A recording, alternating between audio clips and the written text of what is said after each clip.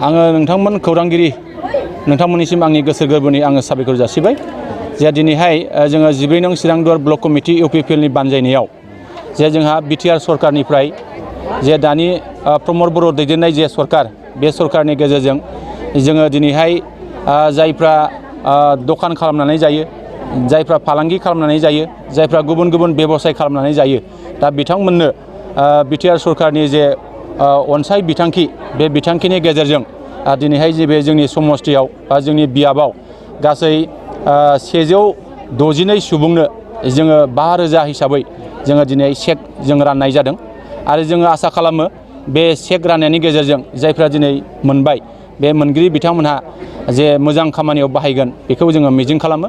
लोगोसेयैनो दिनैनि हाबाफारिनि गेजेरजों जोंहा बिटिआर सरकारनि जे एसअपिडि एन्ड डब्लिउबिटि एन्ड बिसि डिपार्टमेन्टनिफ्राय प्रधान मन्त्रि उजाला योजना स्किम बेनि गेजेरजों जोङो प्रेसार कुकार जोङो राननो हादों। बे जोंनि समस्थियाव गासै 220टा जोङो प्रेसार कुकार जोङो राननानै होनो हादों। जायफ्रा उजाला गेस मोननानै दङ बै उजाला गेस मोनग्रा बिथांमोननो नैबे दानि जोङो प्रेसार कुकार बेखौ जोङो राननाय जादों।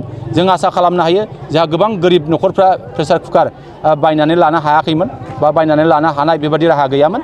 दा बिथांमोननो जोङो दिनैहाय फ्रियावनो जों राननानै होनो हादों। बिनि थाखाय आङो जोंनि बिटिआरनि जे गाहाय खुंगिरि जा प्रमद बर' सारनो आङो रोजा रोजा साबायखर जासिगोन आरो जोंनि बे डिपार्टमेन्टनि जा इएम बिथांनोबो आं रोजा रोजा साबायखर जासिगोन। आं आसा खालामो जोंनि जायफ्रा मोनगिरि बिथांमोननोबो आं साबायखर जासिगोन आरो जोंनि नैबे हाबाफारियाव जा चिरां जिल्ला इउपिपिएलनि गाहाय नेहाथारि अमर सिंह ब्रह्म बिथाङाबो बाहाय बाहागो लादों।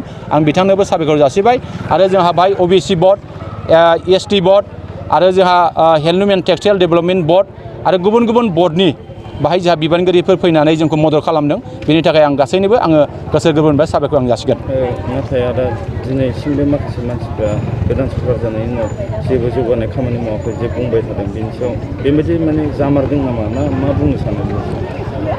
जोंनि माखासे अपोजिसन दैदेनगिरिफ्रा जोंखौ बेबादि बाहाना खालामनो नाजानायखौ जों नुदों।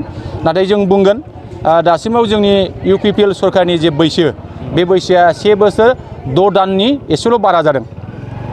मथा मथि जोंनिया 1 बोसोर 7 दानसो बे बोसोराव हाबगासिनो दङ।